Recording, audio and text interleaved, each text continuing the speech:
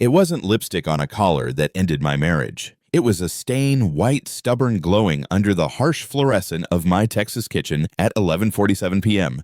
I'd been married 23 years, raised a daughter, paid off a mortgage, built a life brick by brick. And now I stood there in my socks holding my wife's silk blouse like it was a crime scene sample. Laura said she was in Dallas for a 3-day conference, but that stain wasn't from hotel food. I know machinery, I know oil leaks, and I sure as hell know what this was. My hands trembled not from anger, not yet, but from the sick realization that everything I thought was solid could collapse overnight. Upstairs, the woman I built a life with slept like nothing had changed. Downstairs, I opened a beer, sat at the kitchen table, and stared at that laundry basket, because a single white stain had just turned my whole world black. My name is Jack Reynolds. I'm 44 years old, a mechanical engineer at Lone Star Fabrication down in Houston. Nothing glamorous, steel beams, machine parts, long hours with grease under my nails. It pays the bills, puts food on the table, and for 23 years, it kept a roof over Laura and Emily. Laura, my wife, always said I wasn't the sharpest tool in the shed, but sharp enough to keep the lights on.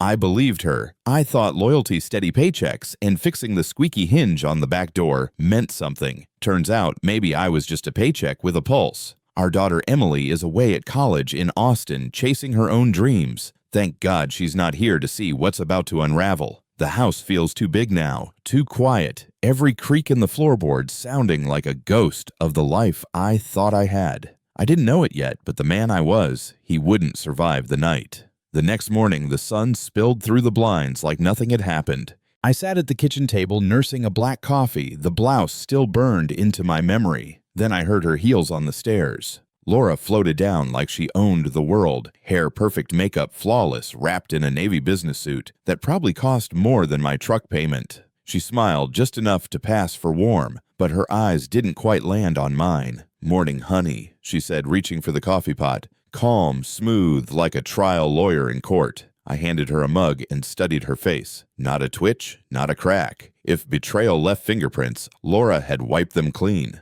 "How was Dallas?" I asked, keeping my tone casual. "Oh, you know, boring conferences, bad hotel food." She checked her phone, already scrolling. That's when I knew this wasn't just a lie. This was a performance, and I was the audience. When the front door shut and Laura's BMW rolled out of the driveway, I went upstairs. Our bedroom smelled like perfume and freshly pressed linen, but underneath it, I swore I caught something sour. Her laptop sat on the dresser screen dark. She thought she was clever, password-protected private, but Laura never could resist sentiment. I typed it in 0615199, our wedding date, the day I promised forever. The machine opened like a coffin lid. Her email was spotless, too spotless. Empty folders, deleted trails. But browser history tells stories. Buried deep, I found it. A dating site, discreet meet. Tagline for professionals seeking sophisticated companionship. My chest tightened as I clicked, and there she was. Same photo from her law firm's website cropped to hide the wedding ring. Username, Sophisticated Lady 38. Her bio read, successful attorney seeking intelligent conversation and passionate encounters. Discretion essential. No strings attached. 23 years of marriage reduced to a profile and a sales pitch. Scrolling down, I read the words my wife wrote to strangers. Looking for passion. No strings. Discretion required. It didn't sound like Laura Reynolds, the woman who used to sing along with country radio on Highway 59. It sounded like someone I didn't know. There were plenty of messages, most short, shallow lawyers, sales reps, weekend warriors, all circling like vultures. But one thread stretched for months full of late-night paragraphs and pet names. His username, Doc Carter 42. Dr. Anthony Carter, emergency room physician at Houston Methodist, divorced father of 2. Handsome in that polished way that gets you invited to charity galas. Their messages read like love letters. Plans for hotel rooms, whispered fantasies typed out at 2 a.m. The last exchange stopped me cold. Booked the presidential suite. Houston Hilton, can't wait to see you, Laura. Her reply, I'll bring something special. Or nothing at all. I leaned back in the chair, stomach twisting. 23 years and I'd just met the man who replaced me. My fingers moved before my brain caught up. Control P. The printer in my home office hummed to life, spitting out sheet after sheet. Laura's profile, her messages, his replies. The kind of paper trail no lawyer could bury. I stacked them neat, page by page, like evidence bags at a crime scene. Photos of hotel confirmations, chat logs with timestamps, promises of next time written in her careful words. The pile grew heavy like bricks laid on my chest. I labeled a folder, insurance, slid the papers inside, and locked it in the bottom drawer. 23 years of marriage, reduced to black ink on white paper. I poured another coffee, staring at the folder. I wasn't ready to confront her, not yet. I needed to know more to see the full picture before I moved. In engineering, you don't swing a hammer until you've measured twice. Marriage, it turns out, works the same way. Mike Dawson's gym sat in an old warehouse off Highway 90, the kind of place that smelled like sweat bleach and bad decisions. Mike had done time years back, found God and MMA inside those concrete walls, and came out mean but disciplined. He was the only guy I knew who wouldn't flinch at what I had to say. He wrapped my hands while I told him everything. The stain, the laptop, the profile, the doctor. He didn't interrupt, just nodded, eyes hard as stone. When I finished, he shoved the heavy bag toward me. "So, what now?" he asked. I drove a right cross into the leather knuckles burning. "Part of me wants to put Carter in the ground." Mike grinned, the old convict flashing through. "That's anger talking. Anger makes you stupid. You want revenge. You hit them where it hurts. Money, pride, reputation. Fists heal. Scandals don't." The bag swung back at me, heavy, unforgiving, like the choice I was about to make. That night, I went back to Laura's laptop. I dug deeper, deleted folders, hidden files, even her cloud storage. Engineers know where to look when people think they've covered their tracks. Mike had warned me, women like this don't stop at one. He was right. It wasn't just Carter. There were 5. A married detective, a college professor, a rival attorney, my former boss, and Carter, the doctor. Each thread was the same pattern: flirtation, escalation, hotel rooms, then a slow fade when the thrill wore off. She kept trophies, 2 photos receipts, sometimes even videos tucked away like souvenirs from a war I didn't know we were fighting. I sat there in the glow of the screen, bile rising in my throat. 23 years of marriage, and my wife had been living a second life with 5 different men. I didn't close the laptop. I didn't sleep. I just stared, thinking this wasn't betrayal anymore. This was sport. When Laura came home that evening, I was waiting in the kitchen with a glass of wine and my best smile. "Hey, beautiful," I said, like I hadn't just spent hours scrolling through evidence of her double life. She looked surprised, then pleased. We talked over takeout like old times, Emily's classes in Austin, my projects at the plant, her big client named Patterson. Every word she spoke was a lie, polished smooth. But I nodded, poured more wine, and laughed at all the right moments. Later, she kissed me on the cheek, went upstairs to change. That's when I slipped outside, crouched low behind her BMW, and pressed the GPS tracker under the rear bumper, a cheap device I'd ordered online that morning, small, invisible, deadly in its own way. She wanted to play games, fine. I'd learn the rules, and this time, I wouldn't just be her husband. I'd be her shadow. The next morning, I called in sick and parked 2 blocks from Houston Methodist. The GPS ping showed Laura's BMW sitting in the visitor garage. She told me she had meetings downtown. Technically true, just not the kind she could list on her timesheet. For 3 hours, I sat there, engine off, watching the revolving doors. When she finally appeared, she wasn't alone.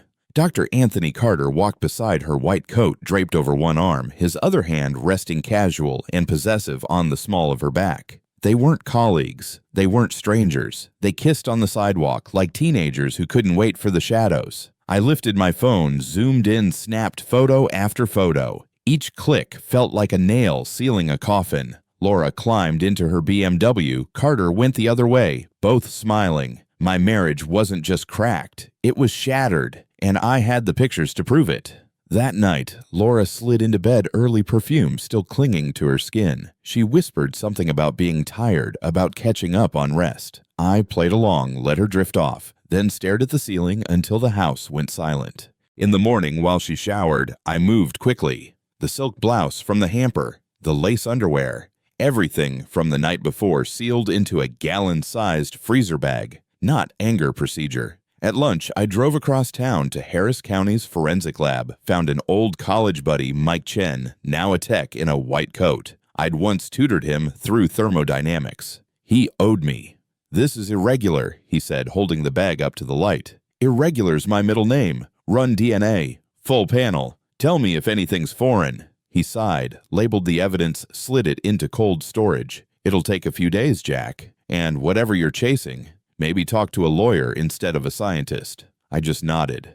I needed science first. Lawyers could wait. 3 days later, my phone buzzed while I was parked outside the plant. Mike Chen's name lit the screen. His voice was low, careful. Jack, you sitting down. Just tell me. There are multiple male DNA profiles on the samples. Yours, obviously, but at least 2 others. One Caucasian, one African American. The steering wheel bit into my palms. Even expecting it, hearing it confirmed was like taking a steel beam across the chest. There's more.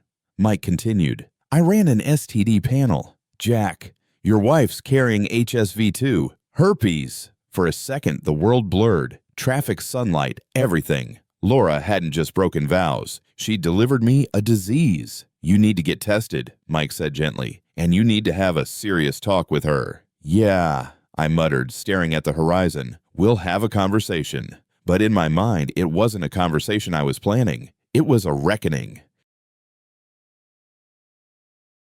I started with the man himself, Dr. Anthony Carter. His name was easy enough to find. Laura wasn't creative with her secrets. LinkedIn painted the picture of a star ER physician at Houston Methodist, published in journals, invited to conferences. Facebook showed the other half of his life, smiling wife, 2 daughters in soccer uniforms, a backyard barbecue with neighbors. Suburban perfection framed in digital gloss. Every post screamed stability. Family vacations in Florida, anniversary dinners at steakhouses, his wife Jennifer, a pediatrician, smiling like she'd married the good guy. The American dream spotless on the surface, but I knew the cracks underneath. I had photos of him with Laura, lips pressed in daylight like shame didn't exist. Mike Dawson's words echoed, you want revenge, hit them where it hurts, money, pride, reputation. For Dr. Carter, his family and career were the castle walls. I wasn't planning to punch him. I was planning to bring the whole castle down. I burned a week of vacation and made surveillance my full-time job. Every morning started with coffee, GPS pings on my phone, and a notepad on the passenger seat. Monday, 12 to 37 p.m. Laura's BMW pulled into a downtown hotel. 2 hours later, she walked out with Detective Harris, his wedding ring catching the sunlight. Snap. Evidence logged. Wednesday evening, 7:04 p.m. University of Houston faculty housing. Dr. Collins opened the door. Laura slipped inside. Snap. Another page in the file. Friday afternoon, back to Carter. Houston Hilton, same suite as before. They lingered outside the lobby, kissing like a couple who'd never been caught. Snap.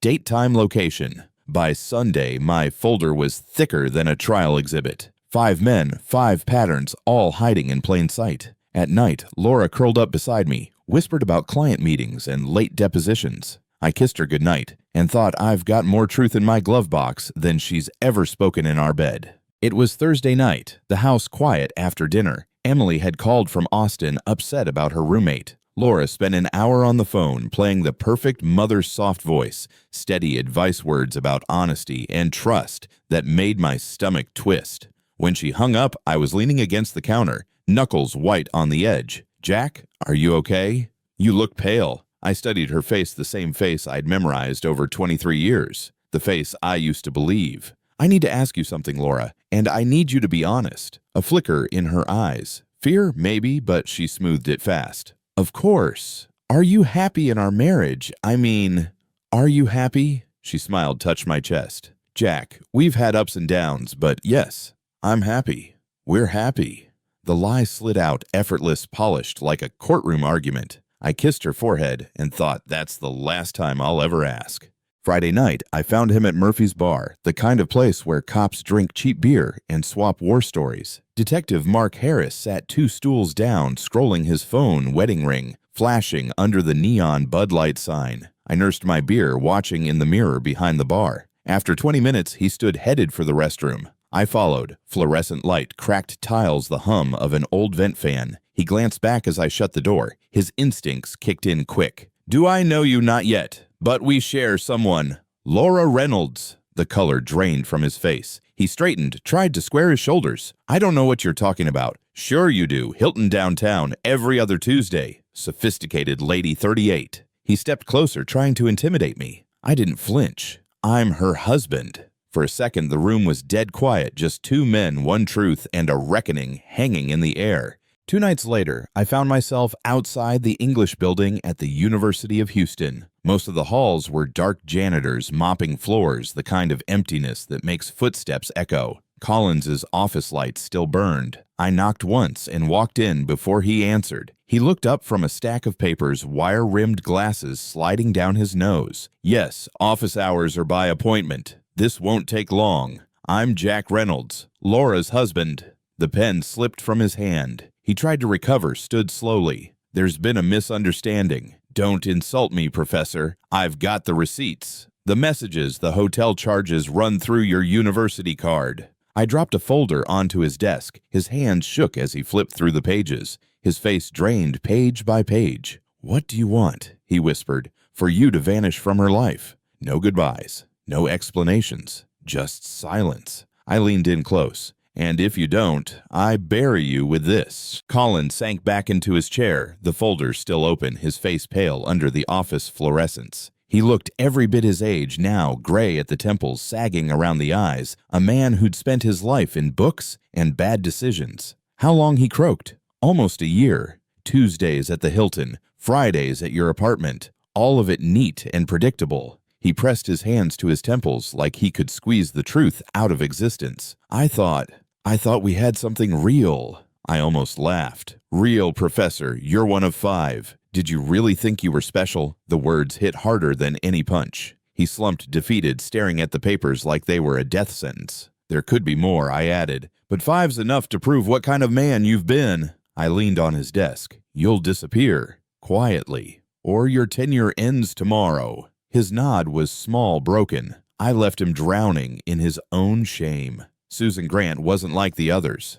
She wasn't lonely or desperate. She was calculated. Senior partner at a downtown firm. Sharp suits, sharper teeth. Her affair with Laura was about power leverage and the thrill of winning. Coming at her head on would be suicide, so I went around her. Her husband, Councilman Thomas Grant, was Houston's poster boy for family values. He gave speeches about marriage, church, and the moral backbone of America. Every photo showed him with Susan at his side, smiling like they were carved from the same piece of marble. I knew better. At a charity dinner one Thursday night, I introduced myself. Jack Reynolds, Lone Star Fabrication. Small talk, handshakes, the usual dance. Then I showed him a photo on my phone, Susan and Laura slipping into the JW Marriott downtown. The councilman's smile cracked like glass. "Mr. Grant," I said quietly, "your wife isn't where you think she is tonight." I left him staring at the evidence, the campaign built on lies already starting to collapse. I didn't stay long at that fundraiser. By the time dessert hit the tables, word had already started moving through the room, Councilman Grant pale-faced, gripping his phone like it was a live grenade. Susan wasn't answering his calls.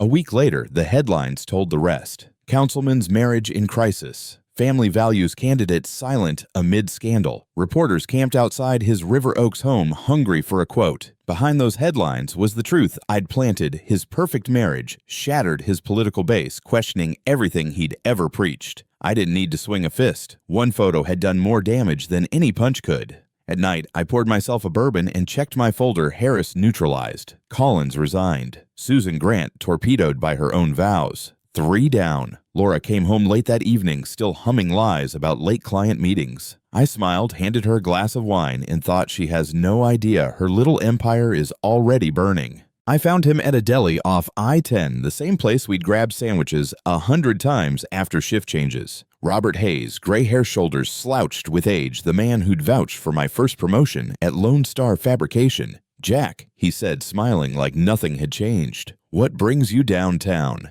I sat across from him, studying the lines on his face, the kind of wear that comes from decades of work. "And secrets. Something we need to clear up," I said evenly. "How long have you been sleeping with my wife?"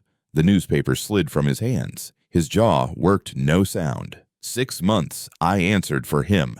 Hotel receipts, messages, I've got it all. His shoulders sagged, his sandwich untouched. "It just happened. She was upset. I made a mistake." I leaned closer. "No, Hayes. A mistake is once, twice a week for half a year. That's a choice." For the first time in my life, looking at him, I felt nothing but cold. He couldn't meet my eyes. His hands fumbled with the napkin, tearing it into shreds. "Jack, I swear it should never have started. I'll end it. I'll transfer departments if I have to. Whatever it takes." I pushed my chair back, slow and steady. "You don't get it, Hayes. You were more than a boss to me. You were there when my dad died. You were the man I trusted to guide me. That's what makes this unforgivable." He reached out, palm trembling like he wanted to fix something that couldn't be fixed. I left his hand hanging in the air. "You'll end it, yes, but not for me. For your own soul. And even then, you'll never wash this off." I walked out of the deli sunlight, hitting me like a hammer.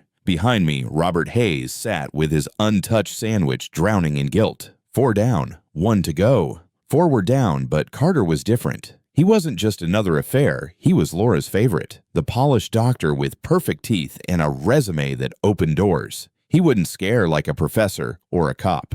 He needed a different kind of blow. I spent nights digging through records, licensing boards, medical journals. Carter had a spotless file, the kind hospitals brag about. That only made it more fragile. One crack in the surface and the whole thing would collapse. His weakness was obvious reputation. ER physicians live on credibility. Patients trust colleagues, admire administrators, protect. Take that away, and he's just another man with a white coat and nothing behind it. I assembled my evidence photos outside the Hilton Hotel receipts, the explicit messages. The folder thickened heavy in my hands like a weapon. Mike's words came back to me. "Fists heal. Scandals don't." Carter thought he was untouchable. I was about to prove otherwise. Houston Methodist looked more like a glass fortress than a hospital. I walked through the revolving doors carrying a manila folder that felt heavier than steel. Inside, photos, texts, receipts enough to crater a career. The receptionist buzzed me up to the chief of staff's office. Dr. Patricia Chen, mid-50s, sharp eyes that had seen too much, gestured for me to sit. "What brings you and Mr. Reynolds concerning behavior by one of your physicians?" I said, sliding the folder across her desk. "Dr. Anthony Carter. He's been having an ongoing sexual relationship with a married woman, my wife. I have proof." She flipped through the documents, face tightening with each page. "These are serious allegations. They're not allegations. They're facts." Her jaw set. "We'll open an ethics investigation immediately. Dr. Carter will be suspended pending review." I stood buttoned my jacket. "Good, then the system works." Walking out, I felt lighter. Not healed, not whole, but closer to justice than I'd been in months. That night, Laura came through the door with her mascara streaked and her shoulders shaking. She dropped her purse on the floor, collapsed into a chair like the weight of the world had landed square on her back. "Jack, she choked, something terrible happened. Marcus, Dr. Carter, he's been suspended. They're saying it's an ethics violation." Her voice cracked, her hands fluttering like broken wings. She cried for him, not for us. I set down my coffee, pulled her close, let her sob into my shirt. My arms circled her like a husband's shoulder. To anyone watching, I was comfort. Inside, I was ice. "I'm so sorry, honey," I whispered, stroking her hair. "That must be hard to hear." She nodded into my chest, blind to the truth that I'd handed Carter's career over to the executioner myself. People aren't always who they seem. She taught me that, and now she was learning it from me. By morning, Laura's tears had dried into determination. Over breakfast, she pushed her plate aside, leaned forward like she was pitching a client. "Jack, I've been thinking. We need a break, just the two of us. Somewhere tropical. The Caribbean. A week away from all this stress." She sold it like therapy. Her green eyes saw her hand resting on mine. I almost laughed. She wasn't planning a honeymoon. She was planning a smokescreen. Next week, she pressed. "We can reconnect. Remember what we had." I sipped my coffee, let the silence stretch. Inside, I pictured her lining up hotel suites with men whose names she wouldn't even say out loud. Removing me from the board would make their return easier. "That sounds wonderful," I said finally. "Let me see what I can arrange." Her smile bloomed hopeful guilty. She had no idea I'd already made arrangements of my own, and paradise wasn't on the itinerary. That afternoon, my phone buzzed, Emily's name flashing across the screen. I answered, expecting talk about classes, maybe roommate drama. "Dad, I'm struggling with statistics," she said, voice tight. "But my professor offered to tutor me after hours. Dr. Collins, he's really understanding." My chest went cold. Richard Collins, the same man who'd been in Laura's bed less than a month ago. Now he was circling my daughter. I kept my voice steady. Emily promised me something. No private meetings, no one-on-one sessions. Find another tutor. She hesitated. Dad, why? He's just trying to help. Promise me, I said, steel in my tone. Okay, but I don't understand. When the call ended, I sat in silence, phone clenched in my fist. Revenge had been abstract before. Names on paper, faces in photos. But this was personal. Collins thought he could crawl from Laura's bed into my daughter's classroom. He'd just crossed a line I never knew existed. I didn't wait. I dialed Collins that night, each ring winding tighter in my chest. He picked up on the third. Mr. Reynolds. His voice carried that fake academic calm. You've been texting my daughter, offering private tutoring. A pause. She's struggling with statistics. I was only trying to help cut the crap. You had Laura. Now you sniff around Emily. She's 19, Professor. 19. If you so much as look at her wrong, I will end you. He sputtered, tried to sound offended. Are you threatening me? No, I said, my voice like steel. I'm promising you. One more step toward my daughter, and I'll make our last conversation look like a polite handshake. Silence on the line, heavy choking. I hung up, blood pounding in my ears. Revenge had become survival. Collins wasn't just on my list anymore. He was the reason I sharpened every weapon I had left. The next evening, Emily called again, her voice sharp the second I answered. Dad, what did you say to Professor Collins? He told me you threatened him. I closed my eyes. Of course the coward would spin it. I told him to stay away from you. Why, you're ruining my classes, my reputation. Everyone thinks I'm being singled out because of you. Emily, you don't know the man like I do. Then tell me, she snapped. All I see is my dad trying to control me. First, Mom says you're acting crazy now. What's wrong with you? Her words cut deeper than anything Laura had said. My own daughter poisoned by half-truths, doubting the one man who'd bleed for her. I wanted to tell her everything, the affairs, the DNA, the photos. But I couldn't, not yet. Someday you'll understand, I said quietly. On the other end, I only heard silence. And then the click of her hanging up. I drove to the University of Houston the next morning, parked in a visitor lot, and walked straight to Collins's office. He looked up from his desk, eyes red-rimmed, a stack of ungraded papers spread around him. Mr. Reynolds, you can't keep coming here, he stammered. I shut the door behind me. My daughter already dropped your class. But that's not enough. He tried to sound calm. I have tenure. I've done nothing inappropriate. I slid my phone across his desk, screenshots of his emails to female students, his late-night messages to Laura, the photos outside hotels. His hands trembled as he scrolled, color draining from his face. What do you want? Your resignation? Today. Or tomorrow morning. The dean, the board, and the student paper all get copies. He slumped in his chair, beaten. With shaking hands, he opened his laptop and began typing. 10 minutes later, I left with his resignation letter in my pocket. Another piece off the board. The Houston PD headquarters smelled like old coffee and floor wax. I walked in carrying another manila folder, thicker than the one I'd left at Methodist. A receptionist sent me upstairs to Captain Rodriguez, a woman in her 50s with a stare that could cut glass. What's this about Mr. Reynolds concerning behavior by one of your detectives? Mark Harris. Her expression didn't change as I slid the folder across her desk. Hotel receipts, photos of Harris slipping out with Laura, screenshots of late-night messages he thought were private. She flipped through page after page, her jaw tightening. You understand these are serious allegations. They're not allegations. They're documented facts. He's been abusing his badge to cover an affair with my wife. She closed the file, hand steady. Internal Affairs will open a case. Detective Harris will be placed on leave pending investigation. I stood buttoned my jacket. That's all I needed to hear.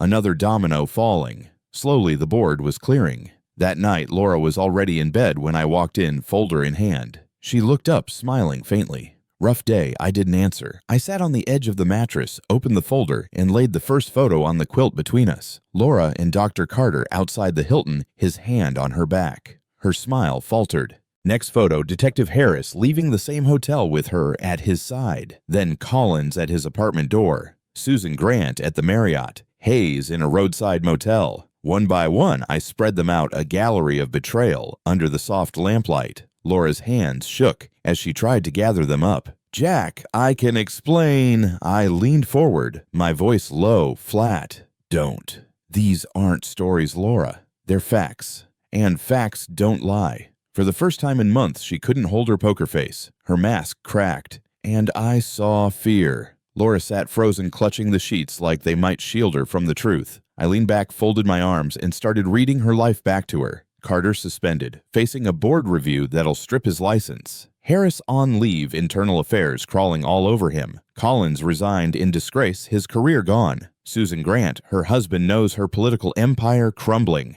And Hayes, he's choking on guilt he'll never swallow. Each name landed heavy like hammers striking steel. Laura's lips trembled. You did this. No, I said quietly. You did. You handed me the ammunition. I just pulled the trigger. Her tears came fast, mascara streaking down her cheeks. I never meant I cut her off with a raised hand. Don't waste lies on me, Laura. Every man you touched has already paid the price. And you're next. The room fell silent, heavy with the weight of judgment already delivered. Laura's sobs echoed against the bedroom walls, raw and broken. Please, Jack. We can fix this. Counseling, therapy, whatever it takes. Just don't throw away 23 years. I stood, gathered the photos back into the folder with the care of a man closing a case file.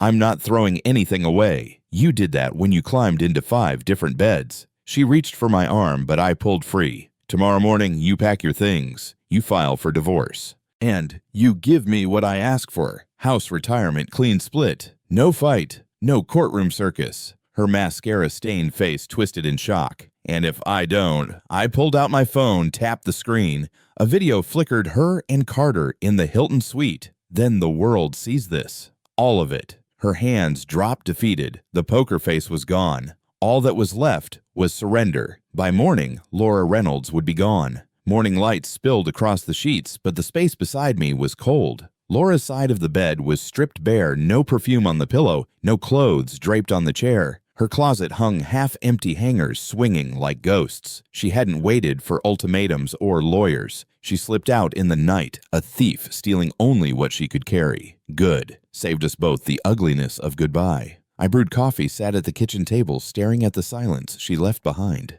No heels clicking on the tile, no voice rehearsing closing arguments, no lies wrapped in silk. Her absence wasn't freedom, yet it was paperwork attorney's custody of memories I didn't want. But it was a start. The house felt lighter and lonelier at once, every creak a reminder of what used to be. I sipped my coffee and thought 23 years reduced to an empty bed and a pile of evidence locked in my drawer. By mid-morning, my phone rang. Emily's name. I answered, bracing. Dad, Mom called me last night. She said you've been stalking her, threatening people she works with, that you've lost your mind. Her voice was tight, defensive. I closed my eyes.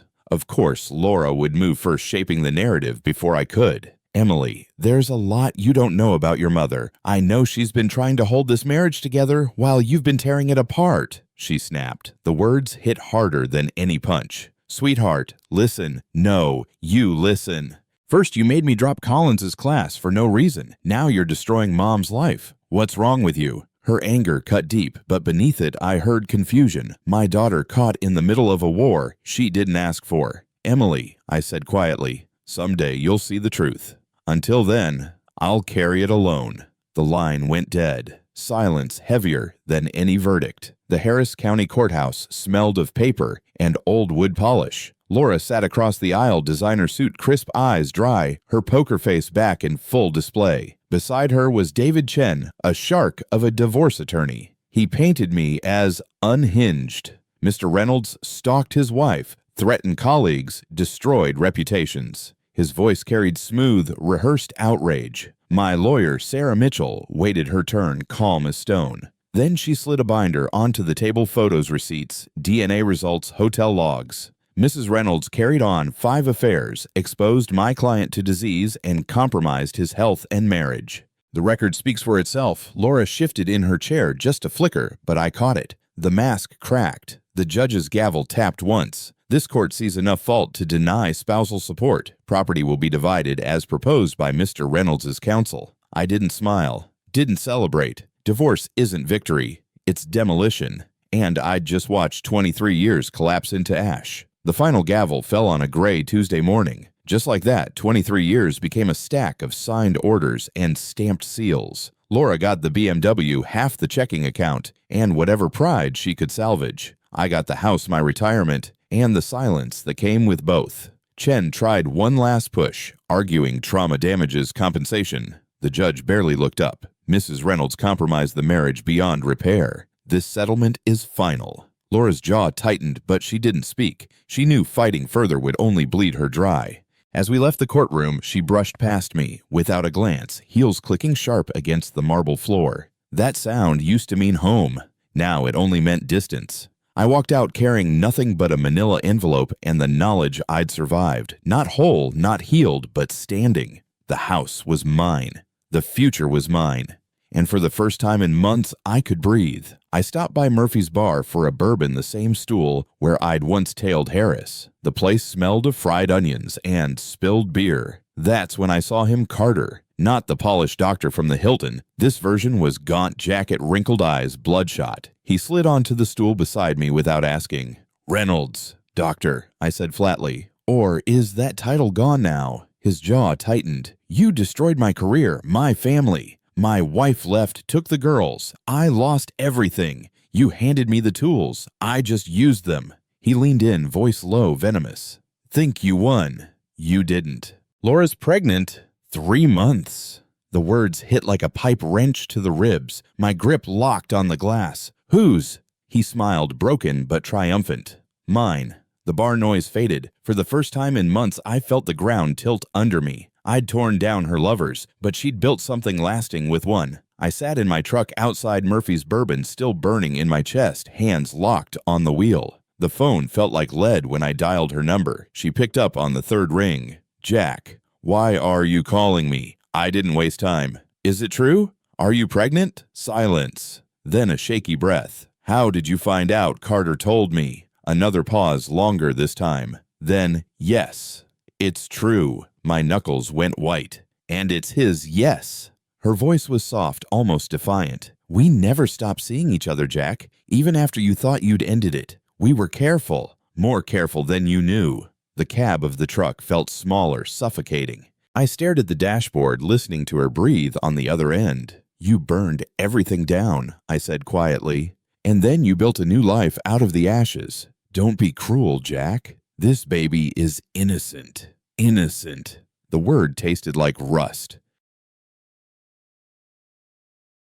The house was silent when I walked in, walls bare where wedding photos once hung. I sat at the kitchen table, phone in hand, and called Sarah Mitchell. She picked up on the first ring. "Jack, what's wrong? I need to know something. If my ex-wife has a baby with another man, what rights does he have if something happens to her?" There was a pause, papers shuffling. If he's the biological father and listed on the birth certificate, he'd have full parental rights. "Why?" I stared at the empty chair across from me. "Just curious about the landscape." Her voice sharpened. "Jack, you're not planning anything foolish, are you?" "Of course not," I said, though the words felt hollow. When the call ended, I poured a bourbon and stared into the glass. Carter thought he'd won. He thought a baby meant future. I was already calculating how to make sure it cost him everything instead. I started watching Carter again. No white coat now, no hospital badge swinging from his neck. Just a cheap suit and a used Honda parked outside a strip mall office with the logo Gulf South Pharma. He'd traded saving lives in the ER for hawking pill samples to clinics. A sales rep.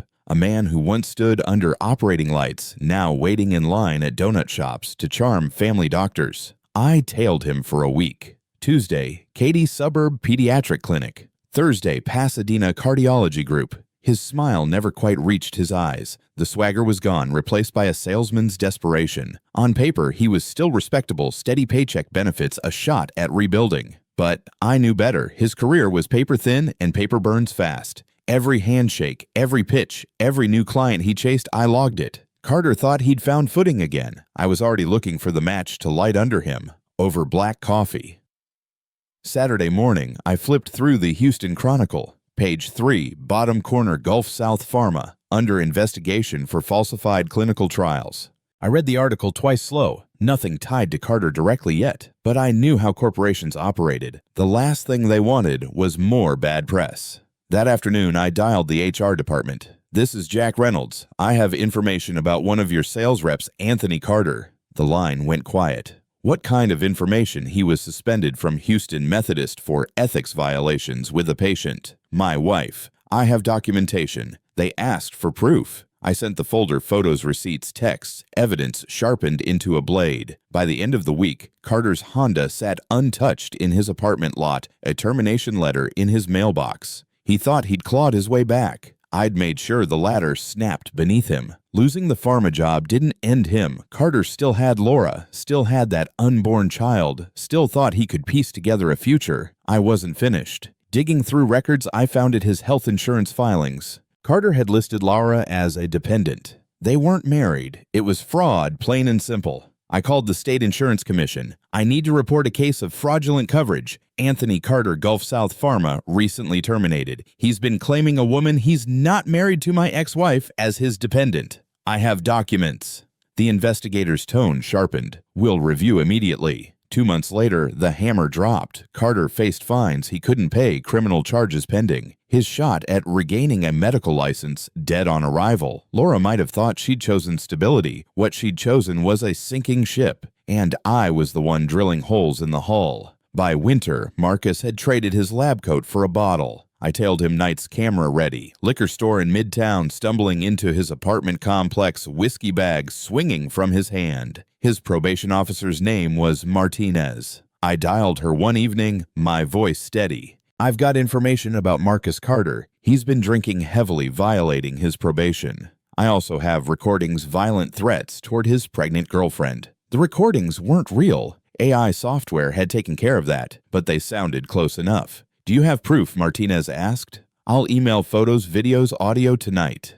The next morning, Carter was in cuffs, his mugshot plastered in county records. Bail revoked. 6 months behind bars. Laura was left alone, 6 months pregnant. No income, no partner. I poured myself a bourbon and logged the date in my notebook. Revenge wasn't fire. It was paperwork, time-stamped and filed. And Marcus Carter was learning that lesson one charge at a time. 2 deputies walked Marcus through the sally port of Harris County Jail, shackles at his wrists and ankles. His orange jumpsuit hung loose on a frame already stripped of arrogance. I watched from across the street, leaning against my truck, a styrofoam cup of coffee in hand. The same man who once strutted through hospital corridors was now just another inmate in a concrete maze. Booking photos hit the online database by noon. Eyes hollow jaw, clenched hatred leaking through pixels. I saved the image like evidence of a job completed. Inside, he'd trade ER adrenaline for cold trays and steel bunks. Outside, Laura would face the rent, the pregnancy, the whispers. 6 months might not sound like much, but for Marcus Carter, it was a lifetime reset button. His career, his freedom, his reputation already ash. I didn't celebrate. I documented, logged the date, another domino down, another file closed. But the war wasn't finished. Not yet. 3 days after Marcus went in, my phone lit up with Laura's number. I almost ignored it. Curiosity won. Her voice cracked the moment I answered. Jack, please, I need help. I can't cover the rent, the bills. I'm 6 months pregnant and Marcus is gone. I don't know what to do. I let the silence stretch, staring at the papers on my desk, her betrayal cataloged in black and white. Have you tried calling one of the others? I asked finally. Harris, Collins, Hayes. You know I can't. You destroyed them too. No, Laura. They destroyed themselves. I just turned on the lights. She sobbed. This isn't about me. It's about the baby. Innocent or not, that child isn't mine, and neither are your problems anymore. I ended the call, set the phone face down. The sound of her desperation lingered in the quiet kitchen, but it didn't move me. Not this time. That night, I stared at my phone until the screen dimmed, then finally hit dial. Emily answered, her voice guarded. Dad, I need to tell you something. No spin, no half-truths, just the truth. A long pause. Okay? Your mother's pregnant. The baby isn't mine. I heard her breath catch. What? It's Carter's. She never stopped seeing him. Even after everything blew up, even after the hearings, even after the house. That's who she chose. Silence stretched heavy like the line itself wanted to snap. Dad, please tell me this isn't real. I wish I could, but it is. Tears bled into her words. Everything's broken. Our family's gone. No M. You and I that's still real. And someday you'll see why I did what I did. She didn't answer, just quiet breathing a storm on the other end. Good night, sweetheart, I whispered. The line clicked dead. The house was too quiet that night. No footsteps upstairs, no TV hum in the background, just the creak of settling beams and the tick of the kitchen clock. I poured a bourbon, sat at the table, and let the silence press down. I should have felt triumphant. Carter in jail. Laura broke and begging. Emily finally hearing the truth. Instead, I felt hollow. Revenge had stripped everything away, left nothing but ashes and echo. But emptiness isn't weakness, it's clarity. I opened my notebook, flipped past the crossed-out names Harris, Collins, Grant, Hayes, Carter. One left uncrossed, Laura. She thought carrying Carter's child made her untouchable. That innocence would shield her. But innocence doesn't exist. Not anymore. I sketched timelines contacts, the kind of moves that ruin not just reputations, but legacies. Maybe revenge didn't heal, but it planned well in silence. And silence was all I had left. 6 weeks later, an envelope slid through my mailbox. No return address, just my name in Laura's handwriting. Inside was a single photo, wrinkled skin, tiny fists, eyes closed tight, a newborn. Scrawled on the back, Daniel Carter. Born healthy. Daniel. She'd given him my name. Whether out of spite, nostalgia, or cruelty, I couldn't tell. I stared at that picture at the kitchen table, bourbon untouched beside me. An innocent face framed by chaos he'd never understand. My name tied to Carter's bloodline. For the first time in months, I felt something crack inside. Not rage, not triumph. Regret. Not for Laura, not for Carter, for myself. For what I'd become, tearing them down piece by piece, only to see life spring up from the rubble. I slipped the photo into my file between affidavits and evidence and shut the drawer. Revenge doesn't stop for babies. It just changes shape. Harris County Jail reeked of bleach and stale air. They sat me in front of a scratched plexiglass window. A phone buzzed to life in my hand. Then Carter shuffled in, orange jumpsuit wrists, shackled eyes hollow. He froze when he saw me. "You," he spat into the receiver, "this is all your fault." I held up the photo, slid it against the glass. A newborn's face stared back at him. Daniel, healthy, born last week. For a moment his rage cracked, his eyes watered, jaw trembling. Then it came back twice as hard. "You stay the hell away from him," he hissed. "From Laura. From my family." I leaned closer, voice steady. "Family, you've got a number on your chest and 6 months left in a cage. By the time you crawl out, everything you thought was yours will be gone." He slammed a fist against the glass, veins bulging, guards rushing in. I hung up, left him raging at his own reflection. Back home, I cleared the kitchen table and opened my black notebook. The page for Carter was still marked with a single word, unfinished. I began sketching what came next. Release date circled in red. Probation conditions noted in the margin. His job prospects slim to none. Every application would die the moment a background check pinged his record. I wrote housing, unstable, income, non-existent, custody, contested. Laura would cling to him out of desperation, not love. Bills piling up, a newborn crying through the night. I pictured him broke, exhausted, rage simmering until it boiled over. Then I planned the final turn of the screw creditor's probation checks, whispers at every door he knocked on. Reputation is a currency, and Carter's account was already overdrawn. He thought freedom in 6 months meant a new start. I was already mapping his collapse before he even walked out of the gate. The text came late at night, no name attached, just a single photo of a hospital bassinet blue blanket tucked tight. Underneath, Daniel Carter, 7 pounds, 2 ounces, healthy. I stared at the glow of the screen in my dark kitchen, my name stapled to another man's bloodline. The irony stung deeper than the bourbon in my glass. Laura had done it, rebuilt from ruins, parading new life, like it erased the wreckage behind her. I imagined her smile for the nurses the way she'd spin the story for Emily. Fresh start, happy ending. But I knew better. Birth doesn't erase betrayal. Babies don't cure broken vows. I set the phone down face first and let the silence swallow me. Life goes on, they say. Maybe. But sometimes it goes on in the wrong direction. Proof that destruction can still give breath. And I was left wondering if I'd burned too much to ever rebuild. I stared at the newborn's photo one last time before sliding it into the folder. My bourbon sat untouched. Then I picked up the phone and dialed Mike Dawson. He answered on the second ring, voice low and wary. "Jack, been a while." "It's not over," I said. "There's one more move." Silence stretched. Carter's already in a cage. Laura's broke. "What else is left, Legacy?" I replied. "He thinks that kid is his redemption, his future. I want him to understand it'll be nothing but an anchor. Mike sighed. Brother, you're walking on a razor here. One wrong step and you're the villain, not them. Doesn't matter. Some people don't get redemption. They get reminders. I heard him exhale slow, heavy. Then, tell me what you need. I leaned back, eyes on the ceiling. Your particular set of skills. The war wasn't finished. It was only entering its last chapter.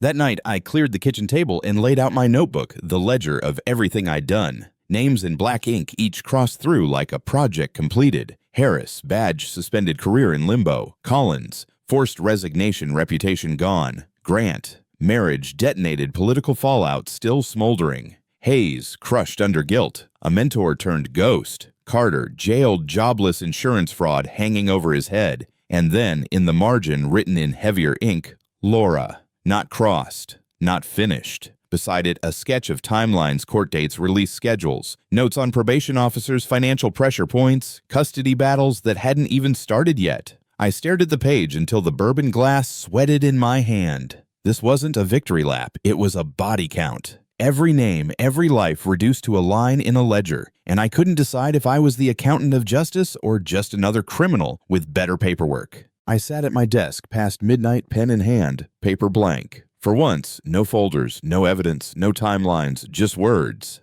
Emily, I began, you deserve the truth. Not Laura's version, not Carter's, not even mine twisted by anger. The truth is your mother betrayed us, and I chose war instead of peace. Maybe I saved myself. Maybe I damned myself. But every step I thought I was protecting you. I wrote about the stain on the blouse, the photos, the courtroom, the baby named Daniel. I wrote until my hand cramped, until pages stacked like a confession. Then I folded the letter, slid it into an envelope, and scrawled her name across the front. I placed it in my drawer beside the evidence and shut it tight. Some truths burn when spoken. Maybe one day she'd be ready. Tonight, silence still felt like the lesser fire. The folder sat heavy on my desk, thicker than it should have been. Real evidence mixed with something darker audio files I'd doctored photos bent just enough to twist the truth. I pulled them out one by one. Carter's slurred threats I'd manufactured on a laptop. Screenshots stitched together to look like more than they were. Tools, weapons, lies.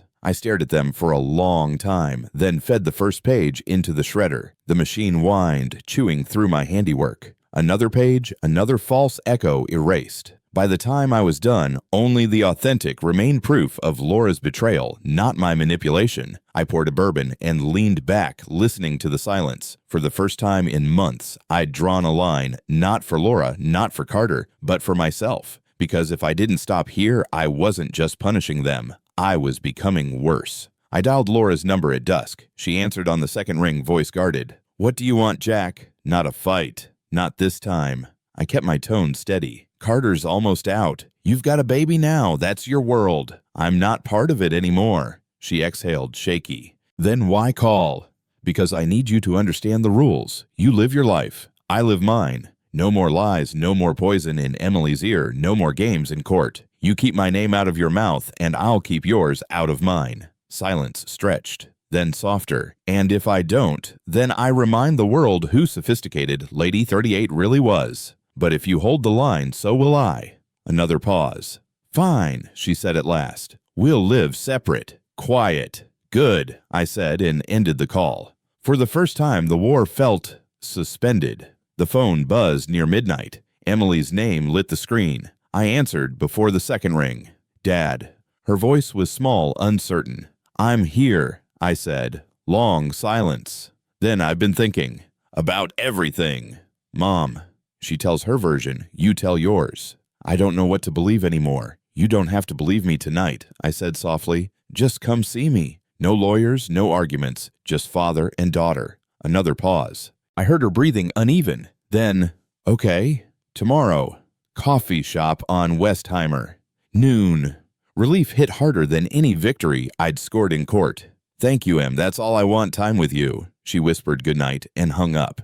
I sat in the dark kitchen phone, still in my hand, and for the first time in months, I felt something other than anger. Hope. Fragile, but real. The sun dropped low over Houston, painting the sky in rust and gold. I stood on the porch, the boards creaking under my boots, coffee cooling in my hand. The street was quiet, neighbors pulling in from work, kids tossing footballs in fading light. Normal life, the kind I once thought I had. Behind me, the house was stripped of her perfume, her lies, her shadow. It wasn't full, not yet, but it was mine. I breathed in the heavy Texas air, felt it settle in my chest. Months of betrayal, months of fire and paper trails, all leading here, silence at dusk. Some scars don't fade, some wounds never close. But scars prove survival. I watched the horizon burn and let the words rise steady, certain. Voiceover, I'm not the man who lost everything. I'm the man who rebuilt.